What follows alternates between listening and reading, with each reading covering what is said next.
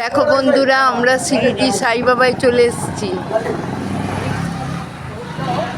এই লজটায় আমরা থাকবো। এই দেখো, হ্যাঁ, তোমরা জানাবে কেমন হয়েছে। এই যে তাকাও তাকাও, সামনে শাড়ির দোকান আছে, রুমা ঢুকে পড়বে। শাড়ি কিনলে এখানে রিলস আরম্ভ হয়ে গেছে। দেখি কাশিদা, তাকান তাকান, এই যে আর বাদ বাকি নামছে। মার্কাবি এই যে নামছে আর একজন।